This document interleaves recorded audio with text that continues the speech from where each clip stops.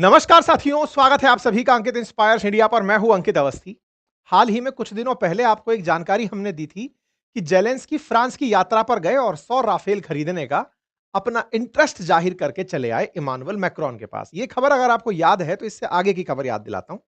आपको याद होगा कि F-35 को बेचने के लिए ट्रंप लगातार प्रयास कर रहे हैं और जितने दिनों से आप लोग जियोपॉलिटिक्स की इन घटनाओं को सुन रहे हैं, अब तक एक क्लैरिटी ऑफ थॉट ये आ चुकी होगी कि इस दुनिया में डिफेंस इक्विपमेंट को बेचने को लेकर तमाम प्रयास रहते हैं। चाहे अभी तेजस का हमारा एयर शो के अंदर क्रैश होना हो, उसकी मजाक बनाने को लेकर के चाइनीज प्रयास हो, पाकिस्तानी प्रयास हो, ये सब बातें निकल कर कहां से आती हैं कि अल्टीमेटली डिफेंस इक्विपमेंट कौन कितना बढ़िया से बेचेगा, नंबर एक। और दूसरा, किसके पास इतनी पावर है जिसको लोग मानते होंगे।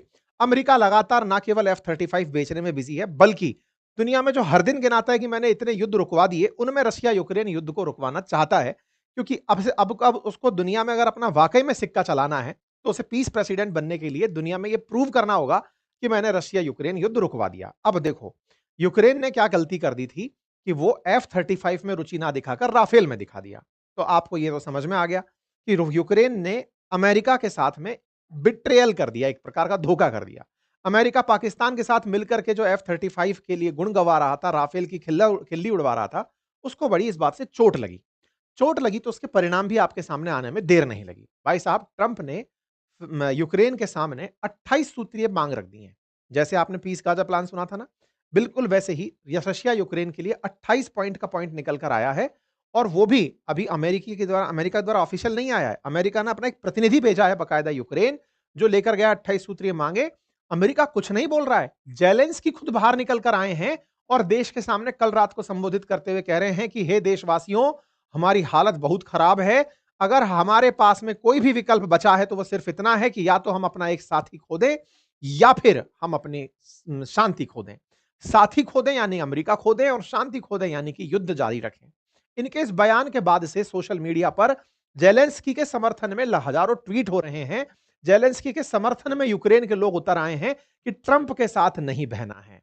ट्रंप के साथ नहीं बहना है। Do you support Zelensky, yes और नो? जेलेंस्की सोशल मीडिया पर चल रहा है क्योंकि ट्रंप जैसे हमास और इजराइल के बीच में समझौता कराते कराते इजराइल की तरफ से बैटिंग कर गए, लेकिन दुनिया को दिखाया कि मैं गाजा की तरफ से खेल रहा हूं। वैसे ही रशिया यूक्रेन में यूक्रेन का साथ दिखाते दिखाते रूस के साथ खेल गए। लेकिन रूस के मामले में आप में से कई लोग इस तरह से भी सोचेंगे कि सर, रूस पर भी तो बहुत पाबंदियां लगाई हैं, उसके ऊपर भी इतने सैंक्शन लगाए हैं, भारत को तेल खरीदने की मना किया जा रहा है। ये सब कुछ वो प्लान है जो म्यूचुअल अंडरस्टैंडिंग से होते दिख रहे हैं। मतलब ऐसा कि इंडिया को बोलेंगे तेल ना खरीदे ताकि तुम पर हमने प्रेशर क्रिएट किया, लगना चाहिए। वहीं दूसरी तरफ इंडिया तुमसे तेल नहीं खरीद करके हमारी बात को बड़ा करेगा, रशिया तेल ना बेचकर बात को बड़ा करेगा और उतने में हम यूक्रेन को दबा देंगे। मतलब एक नेक्स्ट लेवल की प्लानिंग चल रही है। पता नहीं ये भाई साहब किस तरफ से खेल रहे हैं बैटिंग, लेकिन दोनों तरफ से कर रहे हैं। देखकर तो लग रहा है कि पुतिन का ज्यादा ही साथ दे रहे हैं, क्योंकि ट्रंप ने जो जेलेंस्की से कहा था कि तुम्हारे पास कोई कार्ड नहीं है, तुम्हारे पक्ष में कोई भी ऐसी चीज नहीं है, वो बात इन्होंने कल फिर से दोहरा दी। Without us you don't have any card, तुम्हारे पास हमारे बिना कुछ भी नहीं है। ये बात दोहराते हुए ट्रंप ने फिर एक बार जेलेंस्की को आईना दिखा दिया और बताया कि जो हम कहेंगे तुम्हें फाइनली वही करना पड़ेगा। ट्रंप का 28 पॉइंट प्लान निकल कर आया, पीस प्लान, जिसको जेलेंस्की ने रिजेक्ट कर दिया। ये सुबह की खबर बनकर आ रही है, लेकिन इस रिजेक्शन को अभी ऑफिशियल वो नहीं मिला है। मैं पहले से क्लियर कर देता हूं, ये दोनों जो न्यूज आप सुन रहे हैं, इन दोनों में ना तो अमेरिका ने ऑफिशियली इस बात को कहा और ना ही यूक्रेन ने ऑफिशियली इसको डिनायल की बात कही। लेकिन ये इतनी चर्चा क्यों आ गई? क्योंकि यूक्रेन के अंदर जेलेंस्की के वीडियो वायरल हो रहे हैं। जेलेंस्की ने ऑफिशियली पूरी दुनिया के देशों से बात कर ली है जो उसके समर्थक हैं। जेलेंस्की खुद कल का एक वीडियो डालकर बोल चुके हैं कि हमारे सामने एक ऐसा प्रपोजल आया है जिसको मान लिया तो हम खत्म हो जाएंगे। तो आपके दिमाग में सवाल तो आना चाहिए कि ऐसा क्या है इसके मानते ही यूक्रेनियंस में डर आ गया है? ऐसी कौन सी शांति फ्रेमवर्क है जो कि अमेरिका के सेना सचिव डैन डिस्क्रॉल लेकर यूक्रेन पहुंचे हैं? और यूक्रेन की सुरक्षा गारंटियों का जिसमें जिक्र किया गया है, असल में इस मायने में कहा गया है कि यूक्रेन को कुछ जमीन छोड़नी होगी, सेना का साइज सिंचित करना होगा, सीमित करना होगा, नाटो को यूक्रेन में सैनिक भेजने से रोकना होगा। यह बात जब ट्रंप से पूछी गई कल के दिन, जब ममदानी मिलने आए थे, उस समय इनसे पूछा पत्रकारों ने, तो इन्होंने कहा कि हम अपना सपोर्ट रोक देंगे I've spoken with their people. We have a plan. It's horrible what's happening. It's a war that should have never happened. It would have never happened if I was president, and it's a shame. And I thought they should have acted quicker. But it's a cold winter, and a lot of the you talk about utilities, but a lot of the big energy producing plants have been under attack, to put it mildly, to put it nicely. We have a way of getting peace, or we think we have a way of getting peace. He's going to have to approve it. Just so sad, so many people. Last month they lost 25,000 soldiers. This is something, we haven't seen anything like this since the Second World War. They're averaging 6,000 or 7,000 a week between the two of them, dead soldiers. And it goes on, and I think they're getting reasonably close, but I don't want to predict. I would have said that would have been one of my early ones. I did 8 peace deals of countries, including in India, Pakistan. You could even go, in fact, they're coming here in a week or two, go to the Congo and Rwanda. That was 10 million people dead, and we worked something out on that. But so many, and the one I thought would have been, for me, because I have a very good relationship with President Putin, I thought that would have been maybe quicker. But it does take 2 to tango. And now you just see all the death. And, it doesn't affect us other than the fact that we don't want to see all those people that really it's on the other side of the ocean. It's a war that should have never happened. It did happen. I blame the person also sitting right behind this desk. This is a war that should have never happened, and it wouldn't have happened if I were president. But we're trying to save a lot of lives. They're losing 25, think of that, 25,000 lives over the last short period of time. That's Ukrainian and Russian. And it's a shame. अगर Ukraine ने ये सब बातें नहीं मानी, well, at some point he's going to have to accept something. He hasn't accepted. You remember right in the Oval Office not so long ago, I said, you don't have the cards. Don't forget, I inherited this war. This war never would have happened. I inherited this war. And I thought he should have made a deal a year ago, 2 years ago. The ultimate deal would have been if it never started. That would have been the good deal. That could have been done too if you had the right president, but you didn't have the right president. साथ में इन्होंने ये भी कहा, आपको याद होगा मैं पहले कह चुका हूं, यूक्रेन के हाथ में कोई कार्ड नहीं है। तो चिड़े हुए ट्रंप ने, जो पाकिस्तान का साथ दे रहे थे राफेल के मामले में, F-35 ना लेने पर जेलेंस्की को फिर से उतने ही वोल्ट का झटका दिया है और कहा है कि तुम्हारे हाथ में कोई कार्ड नहीं है, तुम्हें मानना पड़ेगा जो मैं कहूंगा। कुल मिलाकर याद आ गई फिर से वो तस्वीर। इस बार बगल में भले ही जेलेंस्की ना हो, लेकिन पत्रकारों के माध्यम से इनके पास में यह सूचना पहुंचा दी कि तुम तीसरे विश्व युद्ध को करवाना चाहते हो, मैं ऐसा नहीं होने दूंगा, तुम्हारे हाथ में अब कोई कार्ड नहीं है। यह बात इतनी फेमस हुई थी कि लोग तो इसका साफ पूरी तरह से पोस्टर बनाकर टी शर्ट पर पहनने लगे थे। खैर, जेलेंस्की रात को आते हैं, आज आप 22 तारीख के दिन सुन रहे हैं, सुबह 3:30 बजे की खबर है। जेलेंस्की आते हैं, वीडियो डालते हैं और कहते हैं, we are facing one of the most dangerous period in Ukraine history. हम यूक्रेन के इतिहास में सबसे भीषण समय से गुजर रहे हैं। हमारे पास में आज का समय बहुत ही दिक्कत भरा है, क्योंकि हमें एक चॉइस करनी है। हम अपना सम्मान खो दें, हमारी स्वतंत्रता खो दें, या लूजिंग अस सपोर्ट, यूएस सपोर्ट, या फिर हम अमेरिका का सपोर्ट खो दें। हमारे पास तो ही ऑप्शंस हैं, या तो अमेरिका को साथ रख लें या अपने सम्मान को साथ रख लें। हमने डिग्निटी को चुना है, हमने सम्मान को चुना है। My answer is my oath of office, मेरा जवाब जो मैंने सब कुछ उस समय शपथ खाई थी वही है। I did not betray Ukraine in February 2022 and we want betray it now.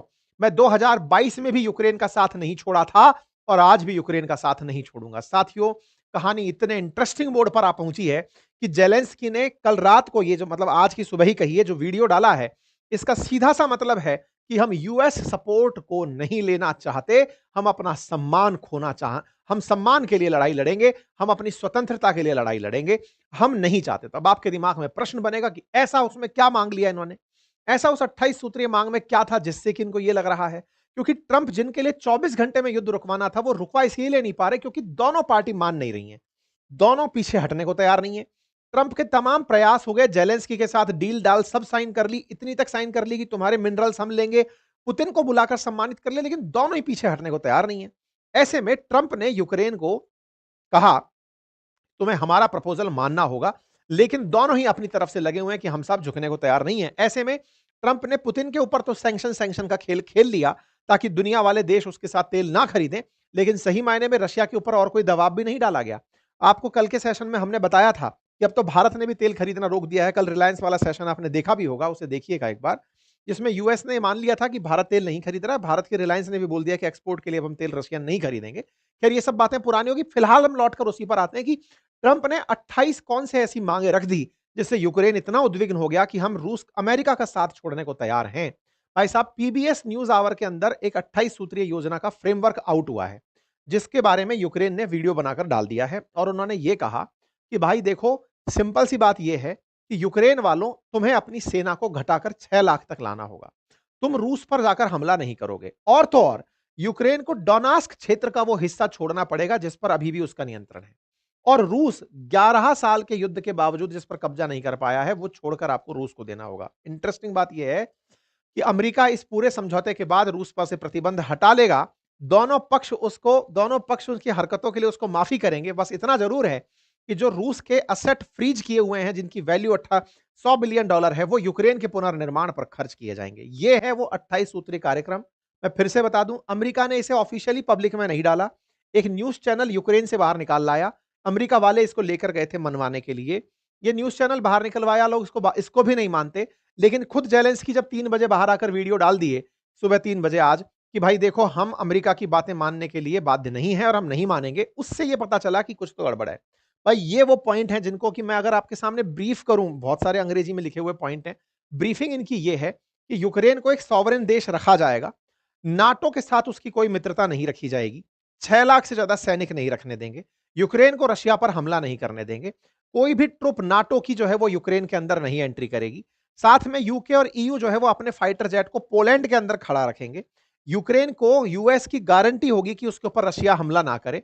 Ukraine allow करेगा कि वो यूक्रेन को यूरोपियन यूनियन ज्वाइन करने दिया जाएगा, नाटो नहीं ज्वाइन करने दिया जाएगा। साथ ही यूक्रेन का डेवलपमेंट फंड बनाया जाएगा जिससे यूक्रेन का डेवलपमेंट हो। ये तो सब बातें बड़ी अच्छी अच्छी थी, लेकिन जो सबसे खतरनाक बात थी ना, वो ये थी साहब। कौन सी बात थी, मैं आपको यहां से पढ़ के दिखाता हूं। क्रीमिया, लोहांस और Donetsk to be recognised de facto as Russian. मतलब जो यूक्रेन का हिस्सा रशिया ने कब्जा कर लिया है, उसे आप रशिया का ही रहने दो, including by United State. United State भी यही चाहता है और यूनाइटेड स्टेट भी उसे रशिया का ही मानेगा। खैरसान और जपोर्जिया वाला जो रीजन है वो फ्रोजन कर दिया जाएगा एज ए कॉन्टेक्ट लाइन, की इधर की तरफ तुम हो, इधर की तरफ वो है, which would mean a de facto recognized as the contact line, की दोनों ही वहां पर कंट्रोल कर रहे हैं।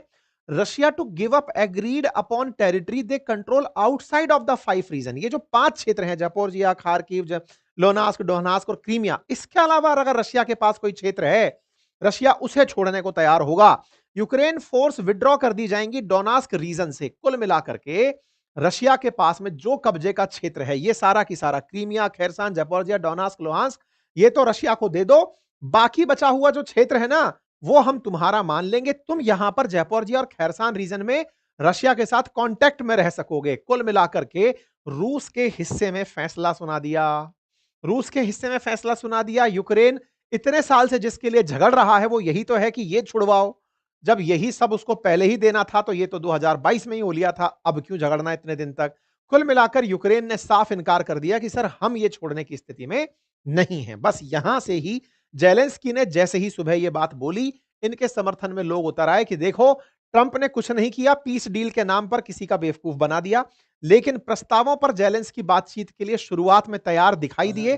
उन्होंने फिर दुनिया भर के लीडर्स से बातचीत करी और बातचीत में उन्होंने खूब सारे ट्वीट, इनकी कॉमन आदत है, जब भी कोई नया अवतार आता है तो ये तुरंत ट्वीट करते हैं। सबसे बातचीत करी और सबसे बात करके इन्होंने धन्यवाद दिया और कहा कि देखो यूरोपियन लीडर्स, आप सबने हमारा साथ दिया। याद रखना, यूक्रेन पर कब्जा अगली बार यूरोप पर कब्जा होगा। यूक्रेन फिलहाल तुम्हारे लिए शील्ड बना हुआ है। बेहतर होगा यूरोप यूक्रेन के साथ मिलकर के काम करे, यूक्रेन की हिफाजत के लिए यूरोप काम करे, क्योंकि रशिया का अगला टारगेट यूरोप ही है। अगर आज तुम मुझे नहीं बचा पाए तो कल तुम्हें कोई और नहीं बचा पाएगा। आवश्यकता है मेरे साथ खड़ा होने की, और यूरोप का धन्यवाद जो मेरे साथ खड़ा रहा। देखिए, कुल मिलाकर एक बात तो तय है, सबसे ज्यादा डर असल में यूरोप को ही है। अमेरिका तो बीच में पंच बना घूम रहा है। यूरोप को डर है कि जेलेंस्की के बाद में अगला नंबर पोलैंड का होगा या फिर उधर की तरफ नॉर्डिक कंट्रीज का होगा। इसीलिए जेलेंस्की उन सबके फियर को एक साथ करने में कामयाब हो गए। कुल मिलाकर रशिया ने तो इस पर हामी भर दी, लेकिन ट्रंप का यह फैसला जेलेंस्की को भारी पड़ गया। इसी के चलते जेलेंस्की ने कल पूरे यूक्रेनियंस को संबोधित किया और कहा, हमारे सामने दो ऑप्शन है, या तो स्वतंत्रता से जिए या अमेरिका के सामने समझौता कर लें। साहब, हम जो है वो स्वतंत्रता से जीना प्रेफर करेंगे। यूएस हमारा मित्र रहता है या नहीं रहता है। इसी के चलते यूक्रेन में इनके समर्थन में जबरदस्त जनता उतर आई है। आप लोगों को क्या लगता है कि जेलेंस्की को मान लेना चाहिए था, कि उन्हें अमेरिका का प्लान मान लेना चाहिए था, रशिया के साथ में समझौता कर लेना चाहिए, या फिर जो इतने साल से चली आ रही जंग है, जो लगभग 1350 दिन से ऊपर बीत चुकी है, उस जंग के बाद समझौते में जगह छोड़कर शांति की राह अपनानी चाहिए? आप लोग इस विषय पर क्या सोचते हैं? अपनी राय जरूर कमेंट बॉक्स में दीजिएगा। चैनल पर नए हैं तो सब्सक्राइब कर लीजिए। और हाँ, ये तय है कि यदि शांति होती है, समझौता होता है, तो बाजार बहुत ऊपर उठता है, और बाजार जब उठता है तो उसके लिए आपको शेयर मार्केट में फ्री एंट्री करने का तरीका डीमैट अकाउंट है, जिससे आप ट्रेड कर सकते हैं। अपना पैसा लगाने में कैसे आपको नॉलेज की आवश्यकता है, उसके लिए हमारे कोर्सेज हैं। बातें बाजार की एप्लीकेशन पर म्यूचुअल फंड और स्टॉक मार्केट की बेसिक ट्रेनिंग हमने आपको दी हुई है, आप जाकर उसे एक्सेस कर सकते हैं। हमारे कोर्सेज आपके लिए उपलब्ध हैं। बहुत बहुत धन्यवाद।